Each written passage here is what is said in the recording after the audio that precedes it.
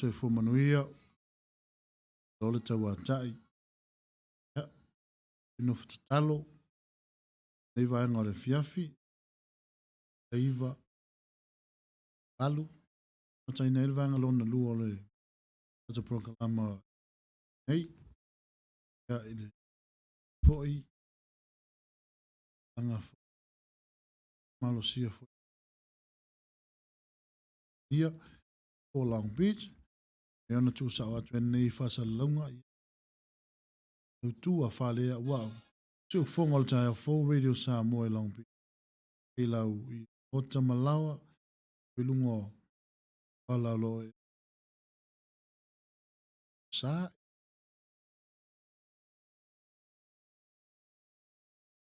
i lau sa aua ina pena ona pita foʻi inga ia o loo mai o te faatalofa atu i le paia ma le mamalo o Samoa tupu mai o le atunuu faigaluega totofi ai le atua mo tua faafalemalu i lea nako ma lesu nako ia po lea foʻi ai lea foʻi e lalafaga tonu lava i le o Samoa na lua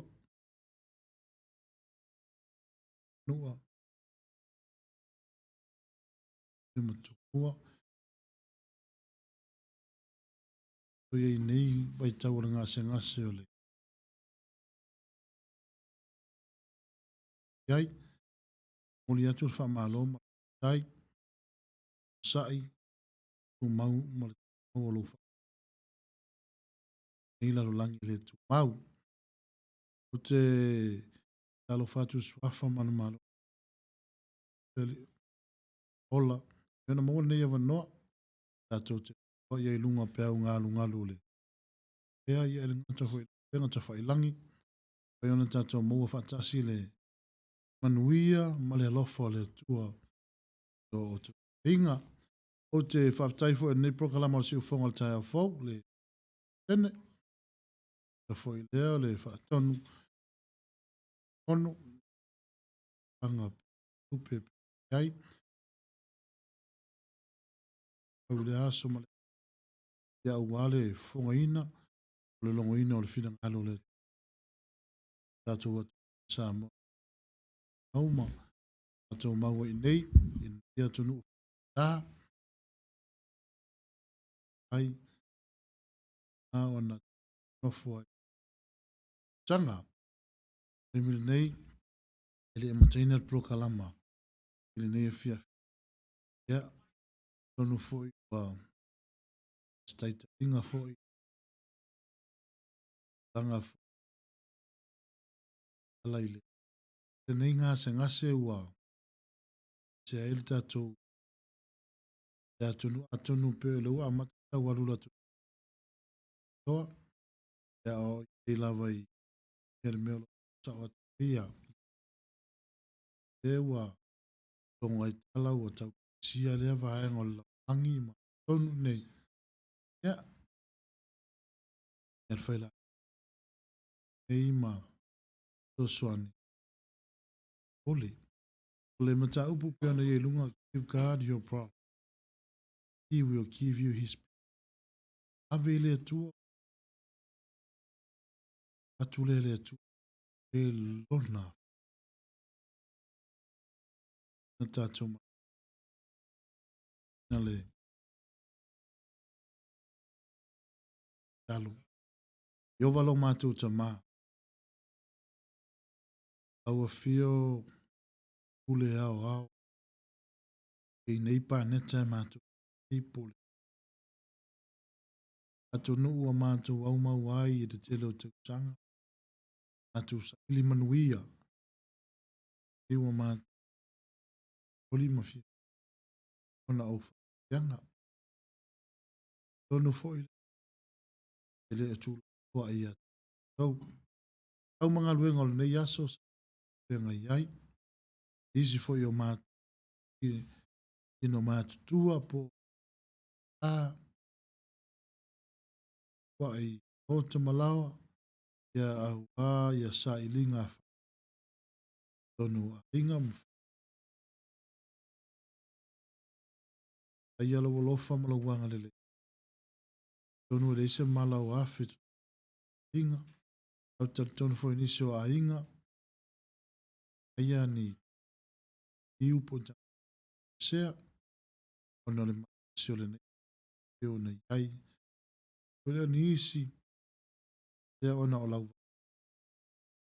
e ola ino ma ingi fa che atu fa i pe lau o fio wa tonu o le taunga le mu aso ma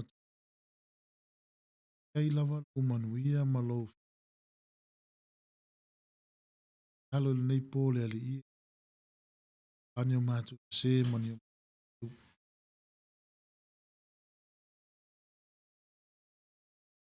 afe mo na tupo to sia peifo wa taunu ele nei mo i mau atu te la ngona pea le leo lea ma matu paia penala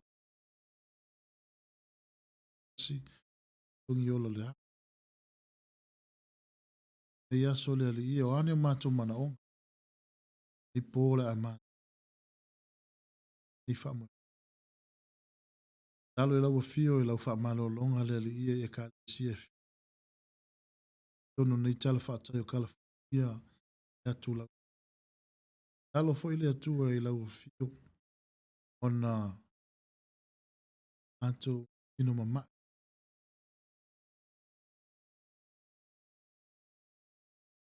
talo fo se uso se tina o se tama o tungani o latou e po eva fo so na sai e tu ui fo ya o talo la vai o fangia fa felo i la ngona fa fe ai fo se tasi o tau mama ma la o fio le ie na fa fo ina la maftanga ma o le nei po e fa mo ole ina wa telu o si pena ona so ele up a fai fo fa long long mo lungo nei e o le pe o mana ma fa ye you pe a upu fa yo na fo ai fa a upu ma yo le tino a upu foi o yo ma totun talo nei pole ali e pa manuia oe nei pole mai yo ngalti ira o ia le wanga fa ma le tawina o pe foi la ona ya Samuel se tuam pavela eu ya pe foi fala un longo lo nu le nei po a lo vale tu o ei engo o nei pule la ale e tunga o le ala leo ai ali lava nganga pa ia tali tonu e tangata o laua fio lava sili le yo matu ale au na ile o ngale ali ale upu le tu o la avea ia un mala va o lo fila ngalo ma tau ana fa ono mele me fainga ngalo we oi lotu nei po ngale le o ne fiafi ono Yesu o le mo vala o tu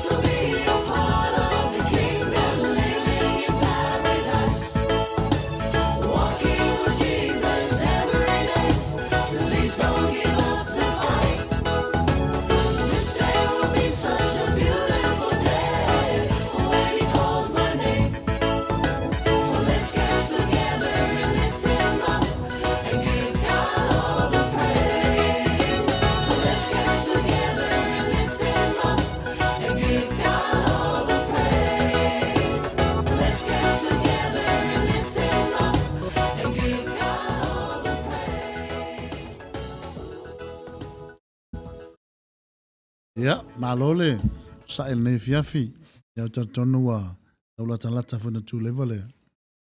Fiafi ia ai wa tuturi mai lava taimi na ia maua lava noa. Pai ona longo pui ali ina o tātou atu nuu. Ia asa wha malo si au fo i mo oele umi sa u wha soa mo oele fiafi nei. Ai tau waina ia tātou i loa mamala malama. Olo o iai lava le atua le ili nofo ali. Te lo e ai tangata le nofo ali. Olo i eilo na mamalu. Olo i atau taia fo ile fo launga lala whanau. I le mea tatou te o iai. Olo i ai lava le tua i mea uma. Tos tangata nofo ali. Olo i ele authority o le tua. Olo i ai le tua le mea. Men ai fai e le eis tangata le nofo ali. Olo no winga e le isi o leo lauina i tatou. Ai fai afetai i le tua. Tupu nei fai afitauli. Po le ngase o le eua. Da mo e solo e tangata. Ma le mautonu ai. Ia au lea lava i eile tua le nofo ali. Patalo fatu nisi o lo tātou. O lo tātou mafuta ne fiafi. Nia sunga al fafia ngai ia. Pangalilo Samuelu. Alo popo tau vao. A tua vao. Ma te feo. Ia manuia lau po kalama uso. Ia faftai tele lava. Tai lava mole. Tātou lua i tūla se tua mawai atu nei lau sunga al fia ngai. Ia manu te reina ne fiafi. God bless. Sorry, I missed the rest of your program. Bye. Yeah, faftai tele lava naua. Ka matale tato po kalama nei tato live o mole ia fa malo foi nisi foi o le sunga ia alo popo le na o mua tu ana le lai le lui tu la ia le o mai ala na dai mi ia le fo o sa fa o le lui tu la ia wa foi le tu langa foi molta tu wa tu no ia ngata foi le a inga pa anga masani o le siu fonga ta for radio sa mo a e fa long long la nei fiafi ia o whamanu yanga le tua o aso lava. O aso whai male sona. Ia o le nei fiafi o le atatou atu le upu whaawina le tua. O le tatam ta upu le tae le nei a le fiafi le nei pe i ona wha mawhaina. Wha pea le whaupuina. Give God your problems and he will give you his peace. Whai ngō fie. Wha awa senga i whae oe. Ua foi mpaanga i lunga o le tātou. Tā lofa Luisa, olo i lunga, tā lofa Fili, ma lo lava le mafuta mai. Ia, e whaawasenga o e tū langa o le tātou tā upu le fiafi nei, whawhai ngō fie, ave i le tua u whaafita auri. Ai au mai e le tua ia te oe le file mu, whai ngō fie. Lona winga, kakala oi le tua. Ai whao, sa saa mai le tua ia te oe lona file mu. Ie, ai mana se mea, te tuli vai le atua. Ia e te sapaia. Pamanuanga sa saa mai le atua. Ina ue e tuli vai le atua. Pai mai le paupunga sa tu ilunga le matou. Ku message al matou e kale si al matou te utupe. Pai mai give God your problems and he will give you the solution for that problems. Ma ngai a foi. E sel matanga o fio le atua. Ave le atua o whawhitauri. Bako ele kua vai fo mo fa fitauli. Pe yo tanga te ve mana se mea te fa mole le tua ona vai le tua se mea to ia e te fa fitai le tua. Fa fo ile yo le vinga le tua wa ve e matangata o le malo le tua. Ai se au tato fa laina tato talia ina le upomonia le tua. Fia fina fa malo sia te oe. Ave le tua o fa fitauli. Ai a mai ele tua ia te oelo na file mu. Te lo ele, paenga silia ona, whaano noel manatu. Ona ua vai lunga o tūlanga o penga ta whailangi. O le ua iele ngase i to tonu o le malo tele o Amerika. Le ua iele ngase lea whaafefe tangata. A le whalawelave. Ua uma ona sila fia tangata e a whaina ma e wha umatia e fura so e fua.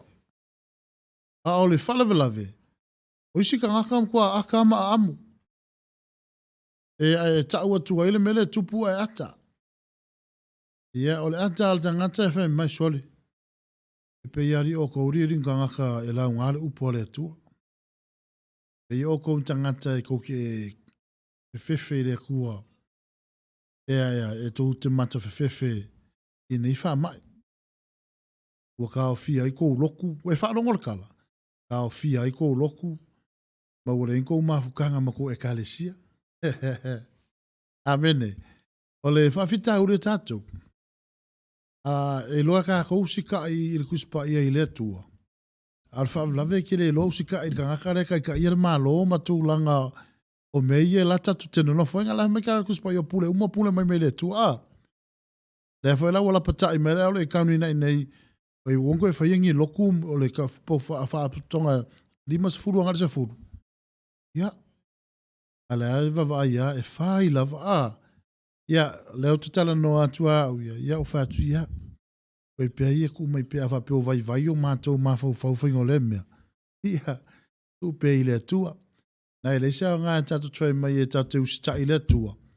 Ai ke de usika ile ka ia ole kauni malo tatu por ko vana. La patai ina ia maua le saonga le mu. O fai atu le telo tangata. Ana fa pe o tino fa le langi. Ia fa ia makolo. Alfa lo tatu tino nei ele qualify le langi. Ka ko feka ia ma fa fika huri. O si keime ke mawar furu, anga ke lok. O si keime ke mawai tūlanga o mai, anga ke lok. Ale mea ka ke whaia, ka wha kua ile kua. O me tutupu soi fua. Se o la ile kua lava ia. Ia me uma tato te whaia. Ole lela ufa malosi a te oila fiafin nei. Give God your problems and he will give you his peace. Ave o whaafita uli le tua. A vatu le tua ia te olon file mu. Patalo fatu le te fine ia puni puao. Fonti le fionga ia puni puao. Fonti tau vau ma penal ma futa mai. Pa ma lo fatu ia te olua ma tasi. Ia il ne fiafi mal whanau. Ia talo fa. Ia tau fatu lau fionga le te pono. Tasi fo yo. Ang fasa lau fo yo le nei. Lokalama. Se fonga tai au fou, arsile lofo le tua, wa maoso malosi, o lia foi tūlanga o ngā sengaso le tino, o fangia le tua taulu lona fina ngalo, maoso malosi te foi tātou wheloa, ia maua lunga le ingo le tua, lo fatu foi a Luisa, Maina, pai on tātou mafuta, me ne yaso vi ele tua ne fiafi. O le mata upu, e ona iai, ave i le tua tātou whawhita auri. Ta moa e whaafonga. O le upo le tua tu usa o ele alo. Ave i le tua u whaafitauli. O nā lofa maile o le tua ia te o e ala i lau ai o iatu i le tua i o tu li vai. E ala i lau tatalo atu i le tua. E maile tu spa ia. Delight yourself to God. A whai e te fia i le tua. Le avenganga ho whaafika huli le kua. Iai. So se kua i ngā mai lava. E tali mai ele tua ia te oi. So se kua i ngā whaafika hulia. E tali mai ele tua ia te oi. Kua tele tangata. Kua le avea lako whaafika huli le kua. Au ave runga Facebook. Amene. Ioi, wakele yo kangaka whapenga. Ba aila oe, le tangata le whaian menengi. Le lau kala ngoa ku yake o ngā upua le atua. A wake a vehau whaafika uri nunga o Facebook. O le whaalawe, o ifo ai marisa au wahanga ngā, e le alo lofa ia oe, pa mai alu iai. Alu iai se elonga kanga pingir kankanga, o hewa ai le hai o se sosoangi, akuma se fire mua. A vehau whaafika uri le kua. E loe. E a mai e le kua, le file mu ia te oe. O le lalolangi, a familia ia le tua le upu, whamai o le file muna a mai le tua ia te oe. E le pei o le file mu, pei o na avatu e le lalolangi ia ki oe. E le file mu e wako le lalolangi ia ki oe. Nga o le mahaseia, nga o le whaaleanga tangata, amen, nga o le fia whai mai o au, o ke ama, o au e, nga o le mapoa, a te lo e le tua. Aua kako ke mapo lotu, a tatou mapo atua. Ave o whaafita auli le tua. se I tango le atua e a vai at e mai at e oelo na file mu. Lisi la e me wa fiwa I oe ave u whaafika uri rea kua. Ngā lo tu e se tua il fale. O le alfa me wa fiwa ave u whaafika uri e se le motive ave u whaafika uri. Oe se marka ngakanga ave u whaafita uri. Ave u whaafita uri le tua. So le e wha maoni o ia. E tali o manaonga. E wha longa lunga le tato poka lama I nei aso. Give God your problems and he will give you his peace. I le munga mai le tua iate oe. A whaio na te mai. A whaio na ti ngase vaenga o lautino. Mai wha pia lea. Le tua. O lau tatalo le maasani ana whai. Whai na whai tatonu smato whai ngā duenga. Le maua isa e whātoru whai pelu ono. Doi wha manatu I le tua lana fionga malana polo misi. Na o tango le wha pia le tua. Wa utinga ina. Wa umafatia. Isa e whātoru le te whetala e le ia au a fionga tutono lusu ma le ono. Le wha manatu atu ia te oe. E tato mafitungai. Milona winga o le negotiate. O winga o le sainginga o le lua. Te ngainga ma le kua. O ke wha mangaku aku e wha marolo mai oe. Ai o le tūlanga o le meo tupu. E te mana o te malolo. Te tūlo. Ai imo mo le atentanga ia te oe e kere fia. Te manga o ke malolo. E io winga ngā pioringi winga o tangata e fia malolo. E te mana o e tango mai le tua se tūlo se I fo ia o whaafitauri. Ale whalavelave. E ilo attitude ave I le tua. Uma ona whai o le vaenga mua mua nei. Tāle o le tātou pese. Ona ua amata lole I vaenga I te mana e tau ia te oe I le fiafin nei. O isi la ia mea ua whainga tāi e le tua ona fo ia o whaafitauri. E isi fo ila nā mea ua whainga tāi e le tua ona whaamalo lolo ngase ngase. Ele ngate ilo wanganga a olo mafau fau. Isi la ia mea ua tele e tangata. E mai sore. Ua koe foi lolangi e sea. Sere ua fiu e loko. Fiu e lafo la usfulu. Fiu e whalongo I Bible study o Sunday school. Aya, ua whaki. E se le motive ave iau whaafikauri. Umar tatou pese. Fo I mai. Tatou a matama o tango e tau atu I ate oe. Le kelo whaafikauri. Ua levanga kari mai lea kua. Kaunga kari mai lea kua. Alfa lave. You have a bad agenda. E ile attitude ngā oe kakau o ngā fo ia mua. Ai le kali mai le tua. Ioe, ona tātou ie nei vai tau attitude. Te min nei. Ele le stress I me tutupu. Ai au ki pole. O loo iai pea le tua. Ile nofo ali. A whai o ngākia iai tutono lo maota. E shau tina ma shau tamapo ni o tua a o iai. E whai iai, ta mā, e whai fwoi ilo toa lua. Io e opo lo toa lua, whai ta mā, po le tina. Aua kako ki popole I whawhikauri. Ave le tua ta whawhitauri. O lo iai a le tua le nofwari. Umala tātou pesen nei. Ia ona o tue fwoi mai le teima o le tātou vaenga mua. O le tātou mata upu. Ia. Fatalo fatu, io e saole lei Luisa, Sili, saole lei mai puni pio, saole lei, po afa fita uri o mai, o te talo lava, I ele tu e lau fionga puni puao, po va ese, amen, mai fatalo fatu sua famanu malo, e suki wiso, lau to tonu tangata, o, e fwele mele te yeli foa, po vave le tangalosi, o sista le mai oi Oregon, ia lau to tonu tangata Oregon il tato proka lama. Ia vi ia le tu alfa mafta mai, malfata si mai. Ia le isio mea ngā wa iei attitude sa o le lei. Alfa lavi na. Wa le avea tato whaafita auri I le atua. O wakango kongi runga al Facebook. Ia lola alme al Facebook e maku yaki oe. Al Facebook lea ka alme e maua. Usi mai lau whaafonga. Tato e fo I mai vanga mo mua al tato. Ia fi, chaplas.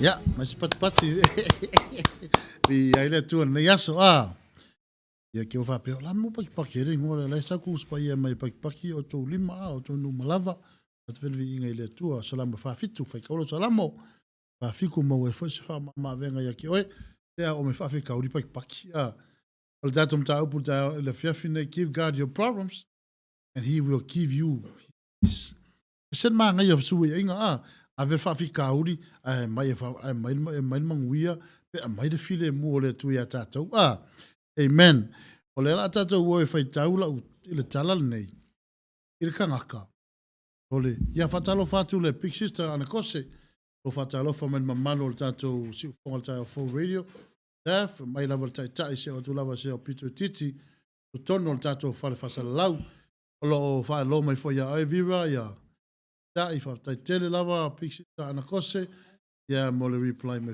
mo le join mai datum ta tatou va ngol ne yaso o fa mama ia alo foi foi ia manga io le me a lui folus ka fata ia le li ia mai ia langa vale tilo asko ia e wo te tonu alaska ko ngol tato falanga mai le yaso o fonti to va very well le ke le malo o tato va ngalo ia io le give God your problems and he will give you your his peace aver fa fikauri a mai file mu yo fa ka ngo fo ka fo ko ngolo fale fe ye ave le ku fa fikauri expect ka ko mai file mu le ku le la tato wo e suar ka o ka ngaka manga e malolo ai fia poko ke no ke le ngo ka ngaka vai kai mingi ese for ka kalo le ku e fia malolo a mai le ku le solution sa o la pe na yen mato wa mai le ku le vai fo I lo malolo I lo na fa fitauli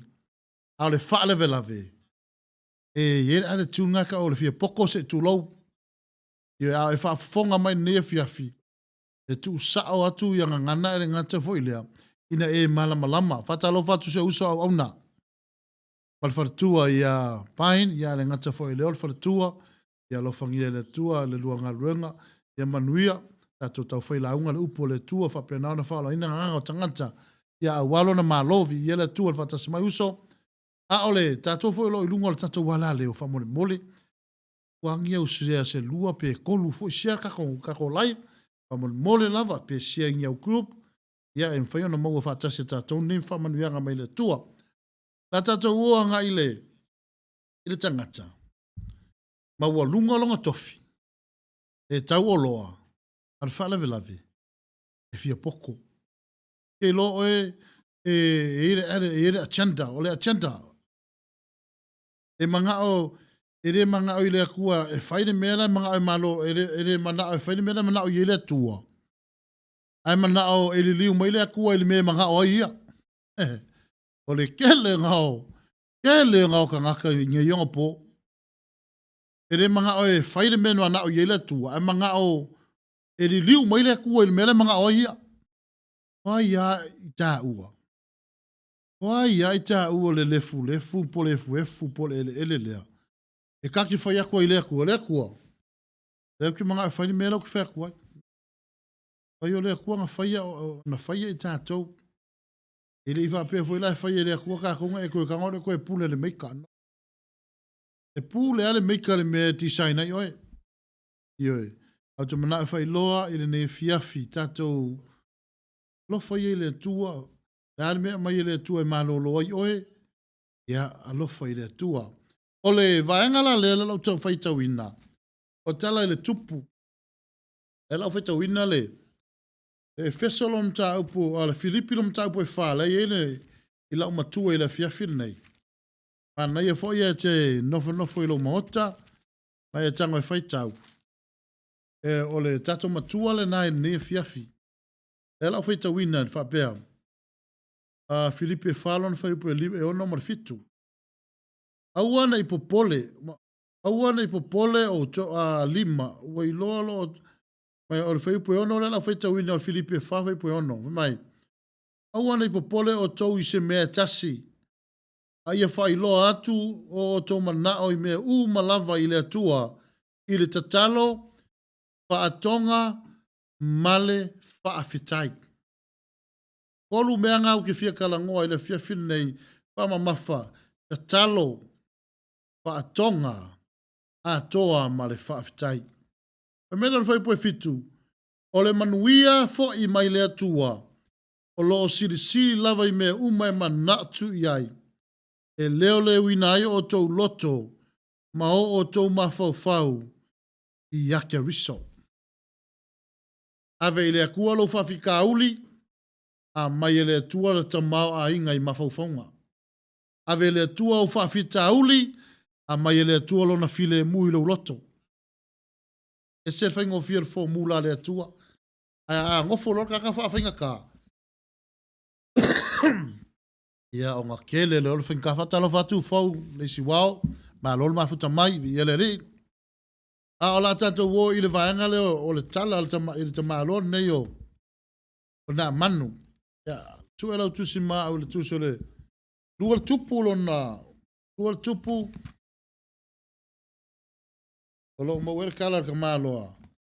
Ia ngā tuta sila fia le lei o le tangata ele tangata nei.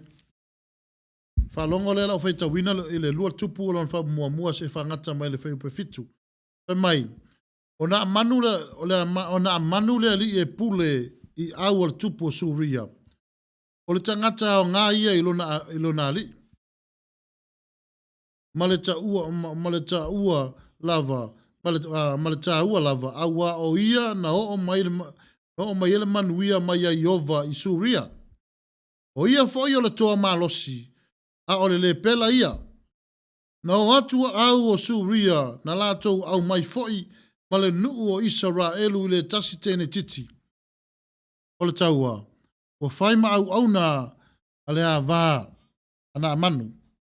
O whai atu ia i lona matai atamaitai se a noa.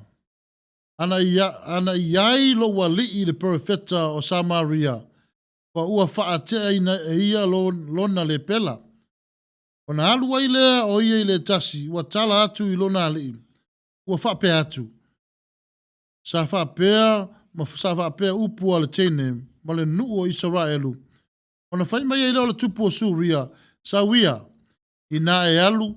O te vatu se tusi le tupu o Israelu. O na alua i lea o ia. Ua ave e ia le tāleni a Rio e se fulu ma se keli auro e ono ngafe. A toa ma ofu e se fulu. Ua vatu o ia le tusi le tupu. O Israelu u whapea le tusi. A o atu le nā tusi ia te oe pe sira fia ai wa awina atu ia te oe lau au no na manu. Ina ia whatea ia lona le pela. Ua whaitau le tupu o Israelu le tusi. Ona sa ia le ia ona ofu. Ma whapea ane o au ea o le atua pasioti ma whaola. Wa awina mai ia le nata ngata ia te au e whaatea se ta ngata I lona le pela I nā mana tunatu ia se mea e whaalangi e se taua I te au. Eipue valu. A ua langona e Elisaia le ta ngata o le atua ua sa ia le tupu o Israelu ona ofu. Ona avele o le wheau ia ta ia u whape atu. Se a ele mea e sa ia ai ofu. Ia sau lava ia te au. Ona I loa I lea ia. Olo iai Israelu le profeta. Ona sau ele ona manu maana sol fanua. Malona no fua whaatava le vale. Wa tū mai le whaitoto o le whale o Elisaia. Ona awina atu ele Elisaia o le auna ia te ia. Ta ele I nālu ia. I ngaka ele whaafitu iowitana. Ona e to e ma I lea. Ona hita mai ai leo na manu malu ese. Ua whapea ane whauta. Na o whapea e sau lava ia I le suafa Iova lona atua. Ma ta alo lona lima I lunga I le mea ua iai I le mai. Ma whaatea ese le pela. E le siri e o ia ona le lei o apana. Ma whaarapa. Ma vai tafe o tamaseko. I vai umo Israelu. O te le ta ele ia. Ma o mamai. Ona liliua I lea o ia. Wa alu ma le ita tele. Ta moa I lau whaafonga ne fiafi. Amene. Ta moa ma lau whaafonga ne fiafi. Ta alofa lava na omi fitiao. Ma alo ma futa mai. Alofa ia Sister Anna mo le fisosoani mai foi. Amen. Pa mele o tala tuspa ia. Le tai au le asuria. Ora li e pule o le pule o tangata pule lau tau al tupu o suria. Me tala tuspa ia. E mai o le pela te malo le lau whaapupu wala tala ai kia le whai kau le lau walu o te wha I le mele wha pe ai. Ona tua I lea o mai ona saua I lea o na manu ma solfa nua ma lona no fua wha atava le vale. E tu mai le whaitotoa o le whale o Elisaia. Ona awina atu le Elisaia o le auna ia te ia. Ua whape atu. I ngā luia I ke kā ele whaafiku I owitana. Ona toe fo I mai ele o le tino. Tu wai ia te oe. Ona mamai lea. Ona ita lea o le na amanu. E lo o risila e mea. Ua kuai inga e malolo. Risila e mea ua tuai ena fo ia whaafita uli. O ngā ke harua ma ave. Ma mafo ngā whaafika uli ki anu moe. O risika ngaka. O le whaafika uli o le lua afe. O le saua ma le whaafika uli o le lua afe. I le lua se lau lua se furu. Lua afe lua se furu wa. 2020. O whaafika uli wa leva. Hao po. Kausanga, masinga se konge ma minute. La carry ma ya whaafika uli. Keep God your problems and he will give you his peace. Ave o whaafika uli lo watua. E lo ele tua. O le akua e kali o whaafika uli. O le tua e fo ia o whaafika uli. To atuli. A tono foi wa ngale ngei ngase wakako iai. A kongu foi la e alu aima e ko akuli. Tala noa ma se tasi au na le tua. O whapea, when ma whasoa. Whakosole. A yore kai mingere ngofo ari o rea kua. Ai ufa wa senga I foi rea kua ka kalo whapea sole. Pangakare se ha sau nungo ngofo ari iri. Awar waku whafianka kalo a. Foi re whapea whaku se stulanga. A whaku ngā kākou, se I longa e tutupu mea le soifua. Pray for you, pray for our family.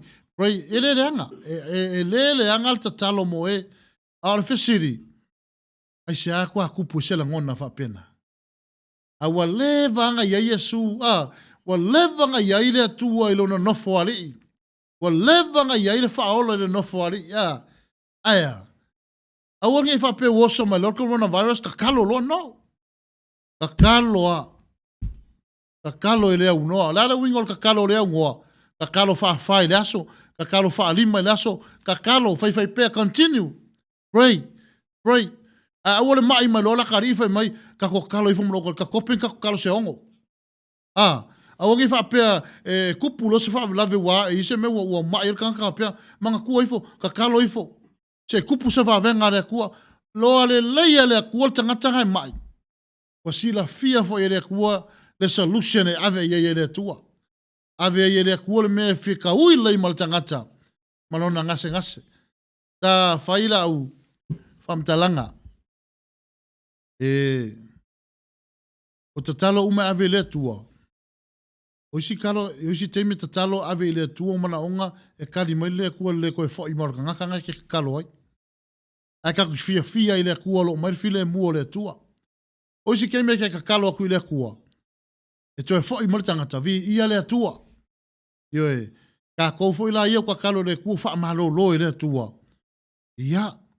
Sao lo ilu mo le tua o wangi koe fa o wangi koe le mana tua ina le tua yau pelengi e fai ai fai mai le tuspa ia i le tala le tangata neo na aman e le faku ke ika ia nga amang ala meo tupu lau loa tangata mawalunga tangata ule leona tofinga ai fai aku le ki e le saia au na le perfecta le tua. E o feska ngaka e fia le malo lo. E le attitude le malo na fai. O festa ngata e fia le malo lo. Waku malanga ka langa ta vale fe mai na manu mana sol fanua malona no foa fa ta vale. Tu mai le foi to le fale o saia. E loi, saka kaua nga oso ilalo malanga ngo foa fa ka vale. Sa tataua na oso i lalo mana sol fanua mana kariota. Ale fale velave. E fia malo lo.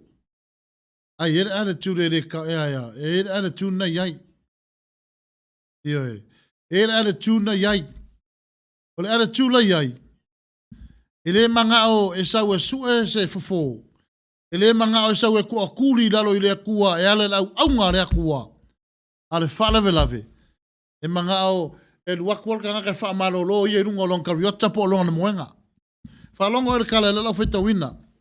E whai upu e iwa. Whai mai. So Naaman went with his horses and chariot at the door of Elisha's house. Elisha sent a messenger to say to him, Go wash yourself 7 times in the Jordan, and flesh will be restored, and you will be cleansed. Palongo la arkali momorka ngaka. E fia malolo, ai fia poko. Bad attitude. It attitude of the malo. Palongo. But Naaman went away and angry and said, I thought that he would surely come out to me and stand and call on the name of the Lord of the Lord. His God, wave his hand over the spot and cure me of leprosy. Are not Abana and Barbar, the rivers of Damascus, better than all the water of Israel? Wouldn't wash it, them and be clean. So turned and went off in a rage. Palongo. Wa hika upule le rage from Matalaiti, le hika kamalo, we quite king, kosa, Ebusumaltas. Ona ita leo na manu maru ese, ua whapea ane, whauta. Na u whapea aie saule i whafole, ma tū mai ma wala au i le suafa Iova. Lona atua, ma te halo lona lima i le mea ua iai, le mai, e whaatea aile le pela. E le siri e ona le leo a pana, ma wha rapa, o vai tafa ia i tamaseko. I vai umo Israelu, o te leta ele ai lea. Ea, ma o ma mai, Ona li liu ai le o ia wahalu. Maleita. Sa o le leilo wisa. Too much pride. Te loe. O le whainga kāi al ka ngaka ua ngofo le melea. O nga koe anu lalo koe wha fekai tangata lena mai il wha malolonga le tua. Na a wina mai il wha malolonga le tua. Ma le file mu. Kele me o le akua le o songa akua. Wha longo from talanga. Wha mai. Wa ita lava na manu mo alu ese. Ma wha pea. E sau i fafo. Mai wha pea ai e sau ka ngaka maku mai. Ma ole i lona hatua. Wha malolo ia. Kele me le se pi kanga i le akua. Ai sau ka ngaka e ongo le tua e kangu malolo ai. Ai fia poko. Ke lo esa mo le fia finei. E sile e me o le town fawn nal tangata. E ke fia malolo ke fia manguia. Ar fa lave lave. E ke le fia manga o e uia solution. Ke le fia manga o mia e uia awala. E awala ma le fa malolo ngā le akua. E le fa pea ole o le akua. Ngai vai akua ia ua sau le akua i longa kingo. E sau e fa malolo e. Le ai e ole o le akua. Nga awinga mai le o le akua le tangata. E sau e kau yake oe. Awala ke malolo ai. O se kaimi e saure il musumusunga le akua yake oe. I fai kaunga o langa upu. Ke luakul kaimi ke fai kau le maunga. A laka langoa mai le akua fe mai. A fai e ke fia. A fai e ke fia malolo. Ya. A mi koia inga e mai fai e lima yake oe. Ue fai ronga le upo le akua. Ioe. E fai pena alta ngata e fia malolo. E fia maua manui o le tua. Fia maua le file mu o le tua. Avela ile akua ufa fika auri. Pei na utala noa tu ia te oe. Awale avea iau France. Awale avea i lunga o Facebook pei na utala noa. Le ai ama se helpa sa Facebook iau ufa fika auri. A le kele i o me e tu tupu i lau soifua. Ma ingo sia i o e kangaka. A la fiafi neu e whalongongo le upu wha wina le tua. E le whako esa le upo le tua ia te oe la fiafi nei. A whaifo i te weti ngā e la utala no atu le upo le tua. O ke whako ese la utama o ile langi. A o le upo le akua i le whako ese ia ke oe aise a. Ngā o le pelu e tau whai maai o nei tū. Vai ile ango. Vai ia manatu. Vai nga umo le tangata. Inga ia i loa ka ngaka. Wa uma me fasia sia i le akua. Ia. E ka lepe le upo le tua. Io e fa fonga ne taia. Ne fiafi. Io e sao le rei kalofa. Fiafi mapu. Io e vi ele tua ne fiafi. Ona. O le kaile vai kaimi ngei. Ua fa tele inau pa ua tapo fa fita uli. Onga se seo ka ngake kelu ave u fa fika uli.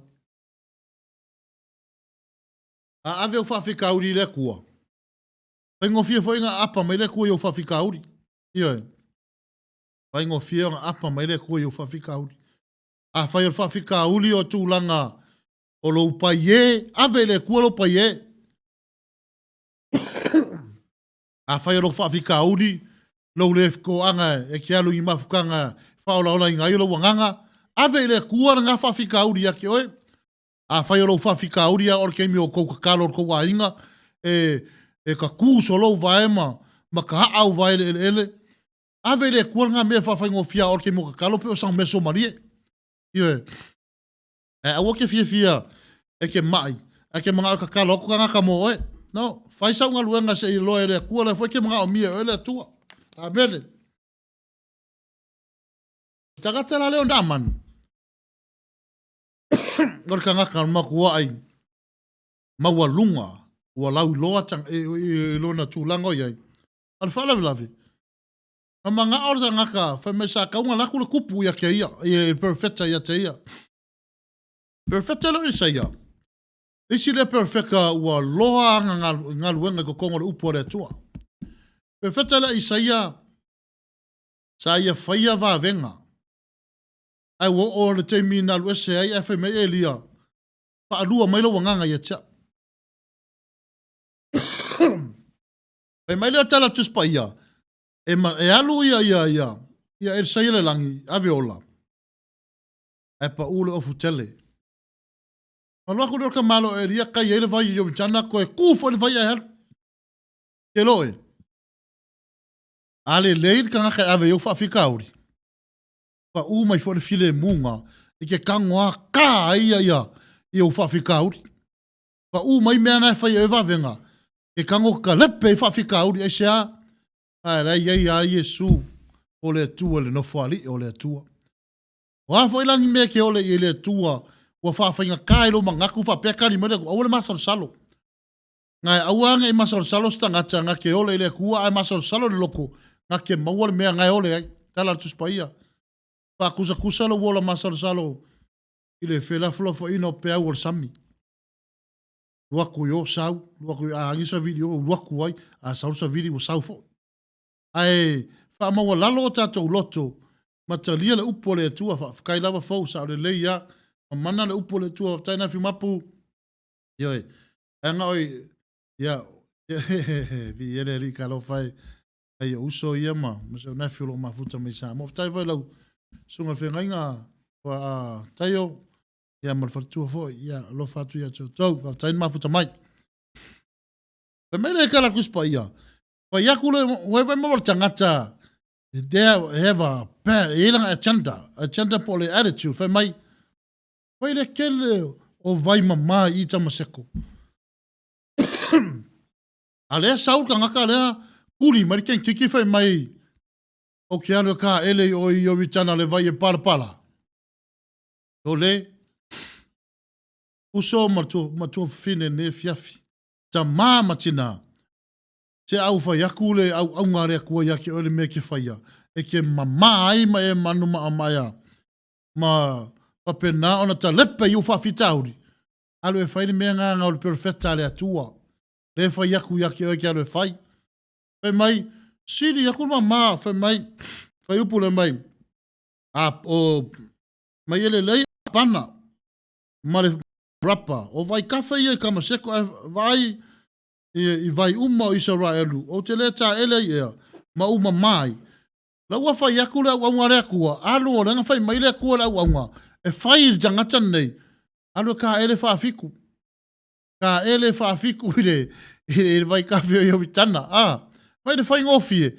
Lua kua, kofu, kasi, lua. Kau al fiku. Mama. Vai de fai ngofie o me le fakoi. A fai mai. Saka fa apea. Ai saura ua ngare kua makalo longa rima lunga mele mai le e tupu le mai. Amor mora ai fia malolo. Se kurunga ki savali. Ai fia maua se manguia. Kurunga e afulo mo aurelo su e manguia. Ai fia maua se manguia lo wainga. Ai fia fa malolo ina oe. Faile mea lo tala no mai le upo le tua ia te orta ila fia finne. O le kele ngaka ngaka ile o malolo. Ai se a e manao e faile mea e fina ngalo ai ia ile o le mea e fina ngalo ia ile tua. Ioe. Leisi la e vai ingo tātou. Ioe. Ia malo lava o hana. Malo lava mafuta mai. Ioe malo. Ioe. Papenar so i fuanga le i kākou. Pe mai e siri aku le vai le i tamaseko e mama. A le vai le fe meu ki adua. So kwa hoki le vai nga. Ea. E re whapena e kākou risi kaimi. Ioe. E re whapena e tātou isi taimi au fai mai le kua au fai aku whakongunga ia ki o me fai a ke ngofum koe sui le mea. Ngai alu le fai le mea. Le anga. Ngai koe fai mai soli anga ulo anga. E usa o ror kala risko inga. Mai maupeang whape mua marisala mua e muri fai le mea. Al whavlave e mua fai e muri sala mo. Ai fai le mea o le tala noma i le tua ia te oi ala iana perfecta. Arka malo ar ke loe. Anga le alu e fai ngalo la yo fe me ko ika. E ko fia ika ka fe ika ko ngora e kalesia. Ko fia ika ngaka ang fa yakor ko ngora fe au. Keva, Keva, fe mai le fe mtalanga, fe mai. O te leta ele fe mai o ia wa halu maleita tele. Upunga le ika kele nga palangi le rage. Makua ika, longo ngia le ika ka malo lea. Anga luaku se ka ngaka e whai aku ia i tangata nei o nā manu. Ke loe. Ma kua i pō e nā manu. Pe whasi fo. Mai whema Rachel o inga. Wa le koe eis ka ngaka e kaunko e whalawe lawe ke me ika ka malo na. O le mea nau tupu. Ke fia malo lo. ke manga e fo ia u whawhikauri. E tulo, a te whaavalivalea. E ave u whawhitauli i rea tua. E te le manao e saule e te malolo, ke manga ke malolo, te tulo, a te fia poto fo i wha malolonga oe. Pai mai e te fia malolo, a koe ngofo fo i, ma whai i le whakongunga i le me wha malolo i oe. Pai mai, ngā saua ka kalo i rungo le mea ma wala au i ronga kua. E ka umai ai, e rea kari kongu i rea kua. Ala manao, e mai rea tua o tangata neo isa i e wha malolo ina ia, ma kango e oka rea kua. So le, uso matua whawhina ke rea o ka rea kua le mea ke manga o ai. Lea i e whai o ene mea manao ia i rea tua. A e ole i rea tua, e tali mai rea tua ia te oe. A e raro turi vai i rea tua le mea te manao iai, e tali mai rea tua ia te oe. Ia fese me whai, aku ia i le perfecta lea tua, perfecta mai sao i whi aua lea tua. A whi mai, soli, sa kawang sa kelen me o le laku ngofo lungo lang ka wale fat soli, o le tele nao tangata i ona pone, e whai aku lo e alu fofo, e alu e aia, e alu e su e se fofo lona, te tulo lona ngase mai, ia, whai le fo mai ngā wa au lau ke kongu i le mera, whai e su, whai e sau i lo maoka o lau ke ngofo ai. Ioi, sau i o wao e le mwhainga laku e o wao le kupu. Sau e le laku le kupu i o le me e le fo. Vai, a whape kupu oe, ma e fia kamama mawha. A ki fia malolo. Ia, sa vali o vai o le me le mau, e le wha malolo ngā rea kua. Ioi, a ua le fia kupu, a fia malolo, a manga o sa vali, ma le fo maa ia ki oe. A mene, le fia fineo te mana whai loia te oe, ma ofisio soani i tūlanga lo iai. Mai la tala tuspa ia, fai e alu yo i Yoritana, ke lo kako o Yoritana. Ioe, da tau o Yoritana, kako o e kofu whaafiku ai, e fai ako e kofu whaafiku, wera whai ngofia luaku a, kofu, sau, mai e kofu whaafiku lo, o le kofu muri, ia, ma maa lo, fai ngofia ia le okare aku, a ke rowe whalawe lawe ai, ngai leki alu ma ave lo tuinga, ngai ke alu ma ave lau pale fuyono. Ngai ke alu ma ave lo no fo vai lo loa. Ngai ke alu ma ave ia lo pu lo tupu. Ngai ke alu ma ave lo malu pa mai oyo le a, o oyo le kupu ka vai fa. Ngai ke alu ma ave. Ke lo ele tua. E ifo ai le kupu. E ifo ai kangaka miliongea. E ifo ai kangaka fa mai e fia ingo makai ingo ai. E ifo ai. O laua tua, e ifo e tangata, whai mai o iol ka ngaka e kupu mapoko, lei e ifo i laua tua.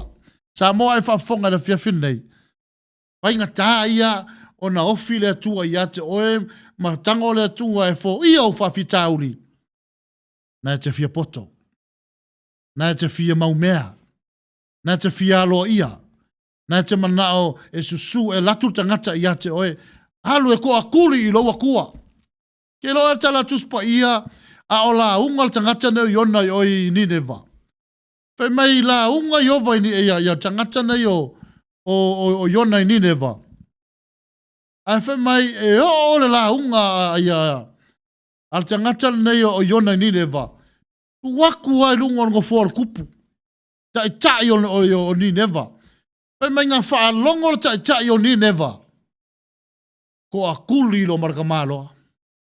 Ele ngaka ko akuri wa asu ia lefu le ulu ale ngata ele wa ngofo ila lor kinkanga ala winga on namea wa isala moa se man ngofo kupu ai se ila longa kuri vai e ko akuri ile akua ai se na wai lolelei ele ai siska ngaka sili yaku ile akua o lo foi popole nei metupu ia e lolelei ele ai se mai e maualunga aku i lau atua, e maualunga ai lau atua. Ia e lolelei le whiawhira nei. A whaatonu wina oe le atua e whaile mea ke malolo ai. E ke malolo. Whaile mea whina ngalo i le atua i ate oe. Le lau whaita wina whai po suma tolu. A ua whala talata ane ana au auna, ua whai ane i ate ia, whape ane. Se nae, a whai atu le perfecta se mea tele i ate oe, e te le whaia ea. O le nei e te le whaia ea ina ua ia whai atu ia te oe e te tā ele e te mamai. O na alua i leo ia, i fo ai leo ia, ua fui whaafitu i oe tana. Ea, fia poko a koe fia marolo a. A mene whapenga kako. Ele kaimi e leanga i kako agenda. Ele kaimi leanga i lo attitude. E ke fia marolo, e ke mga o savali yaku le kua i ake oe. E ke marolo, e ke mga o savali yaku perfecta le tua i ate oe. E ke fia marolo, e ke fia ngofo i lo fale, e ke le sawi mafukanga. O la unga i le upo le ola mo oe. Ke fia marolo, e ke fia poko la ya. Kafa yaku le tua i ate oe i le mea e fo ia ai o whawhitauri. Alala me ke fia mana o ai te fia marolo, a ngai ke fia poko. Ke lo e risi le ere tūlo sa moa. Ma le tatu watu nu se tu lau lava. Pa fongana. Risi le mea le tupu. E le ilo se mea. Ai fia poko. A whai ako e le fai se mea. O ke le ilo fai. A au sau hoi lalka kai fai. A ke o sau fai fe mai. E le whape ngā fai ngona mea ngā. Koe vai e mamolo le mkau kia. Ai tu sa o ale fai vau le tua i le tua. Ai halu oe ka moe i le mea mana o i le tua. Pe me lewa ngā uaunga whawhakai ngai au unga. Kalosia ia kele i au unga whapea ngā. Kalosia e tele ni au unga whapea ngā to tonu se ekalesia. To tonu se mafutanga. A mene a vai mai la tai a lea luako mai ea. Anga whai aku ngere ka malo i aki o se me whainga ka e kia rue whai. A leu whai mai me whainga fie e kia refia whai. Ia ngai nganga lui foi la longa loko whaasau si. Pe mai wa aru kofu. Ke loe. Wa pe yor kingo le pepe ma ma le kingo. A kongo fo yor ngai foi fa mai por ngai ngase o kako yai. La kako anga foi ka ele a ko fu fa fiku. O risi ka ngaka wa nga sau rar fa mai fe mai wash your hand and go shower. O le ua ko le mea furo rima. Ai masanga nga fai e kako me ai kaimi e oso al parpala o rima ai mas fa pe mai a wa kupu ngai me mai. Go wash your hand before you come to eat. Go shower first and wash your hand. We vai nge maka o kiwa ia. Ai wale vanga ku kupu ke lo fa mai masiama. Ai le ai mas fa pe mai ale furu rima. Yo, ale furu rima me ka ele. Ya riska ngaka. Ya sa ka siar ka ele va ya so ka ele fa se furu la so kas. O ngor nge me siama lo sa. Ala men ka ko le fa ia nga me ya so ke lo kaimi. Daily routine o ma mal tino se tu lau lava. Ai le ala wa alu la me le wa maka ya. Yo oi tu langa fa le fa inga luenga ma me wa yai. Ya fa ka lo fa mai ko ngi marku lima. Ye, o si kai me ko ngi marku lima o kango po ya lo filima a filosofi. Pa ku la me wa ko fa pe. Ele va pe se fa ko se fia. Ye. Yo ke baila. Ye, ele va pe o fa ko ngi sikulanga. A faku le waka ko nga yonye anga sau nge le swine flu ma fu ma pua ya le ama se fulu se lima nga sau foi le pola le ama se fulu se lima ke lo kako le waka ko ke me nge virus ala faku ke keep cardio problems ave le kua nga virus ya ke oe le virus le fakamala. Ye, ave le kua nga virus ya ki o le fia poko. Ka malo ngai. E mawarunga. Ia malolo al fala vela. Wa manga o lo mai le kua ya ki ya. Le sila ya telo o natu o tangata lo ya. Le sila ya telo o natu o lo ye tangata temin nei. E manga o e fia fa le kua se mea. Ala me le kua. Eu kere manga fa malolo fa pe o le vai. Ke mga o e sa wal fai au pai mai longa lima ya kia o malolo. O ke re fiaru for falsa se kangol fai au e pai mai longa lima kia o sa wilo fale pai mai sole. Alu il falsa e ke malama mai le upo le kua la tufa ina. A kongu e le yo akul fa ele pai akul fai au ya kia oe. A ngau pai akul ngango le kua ala le upo la unga le fai au. Ma fa penana fai a onga ina mo e. Yo e tele o taimi. E kako ke whakamala lava i kako me e tato te manao mia. Io e tato te whakamala lava i me e tato te manao mia. Mai lai mamor ka ngaka fi fali. Koe fia ika. A lere fe mai kala kuspa ia mai. O nā lui foi le o ia wa fufui fa fitu yo witana. E tusa male upu o le tangata o le atua. O na foi mai e lo na tino. Tua ai pei o le tino o le tamai titi. Ua mama. Po ia. Ie, le laka fai kaule fai upu e sumar fa palangi ia. So he went down and dipped himself in the Jordan 7 times. As the man of God God had told him, and his flesh was restored and became clear like that of a young boy. Eloi. Ole aro makua ngai kei ai. Ai aro e whaine mene mga o meile kua. E pia ngau koe kara volo so e fua. Ioi. Pia lau koe kara volo so e fua pe aro e whaine mea ke lo e oro whiwhianga ngau rea kua ia ke oe o lo usi tai le upo le tua. Pe langa i ere whiawhin nei. Pe ano tala noa. Ia. Ere o whapea tu ia te oele ia e o tatou. Tatou usi tai lava i tūlanga pe ona iai. Ia tūlanga o le tatou nofo ai. Pui pui a mai siama ia le ngata foi leo nei me tupu. O le tūlanga o le malolonga. Mo anga mo mua lan ngā kākou. E ke fia malolo. Ai ke fia poko. Io, ke lo le sida e virus ila wako kupu yonga ponge. O le fia poto. Ele leile poko. Hai le hanga mea ka o le fia poko. Io e, sa o le leia e Luisa, le lei tele, le usitai, ma le mea le lei, sa o le lei, io e. Pai mai o hana o le virus o le kakasi. Wala wala. Amen. Io e. What about 3 meter distance long away from home, Carlo Fai? Io e. E fa penala so e fuole I kako. Sa mo malau fa fonga nisi o tatou I to tono o le vai ailo tatou iai. Give God your problems and he will give you his peace. Ave le tua o fa fitauli a mai le kua le file mumo e. Ah, e se le manga I o le kua. Io e. E se le matanga o fio ana fionga. O se kaimi au ngofo ai. Masu su al file ngalo le tua ke wo so I fo ia I se fai tau se scripture ia ukango maka le remo waru ko su e ma ko fai kau o le ale wingo nei mea. E lo e mai e le tua ina le poto ma le mafau fau. Ie, ai ko anga fai kau fi ngalo le kua. E oko e ke ia o se kaimi wa ko rivo se mau se tu lo I lo fofonga mana tua luifo. E kau le kusia e lalo ke e luifo le mau. E se ama futa I le tua. Ie, kako kau ia kako o nga kako sky. A fia malolo, a fia manga e fo. I e fafi e le tua o fafi kauri. E le ema fai onga mai le file mo le kua pe ale ave sel me nga ka o le fia poto. Ie, pe me kala risi isi tamiti pe amisa kei. You act smart. Ah, pe ki fia poko. E ke lo le kua. O le halo fatau va amalo va lea se tu lou lava. E o ngai nganga lue mai le kua ia ke oe. Le ai o se mea ia ke oe anga lue mai le kua asida sina le kua I lo loko. E maua lalo, ma e manao le mea e te fina ngalu ia le tua e fai mo e. E sa pai a oe le kua I longa file mo. Ia, alvanga mo mua le na. Ia, ai pere na puni automatic Psalm 121 fai lava mo le. Ia, so ia ko ke fia poko e li se le.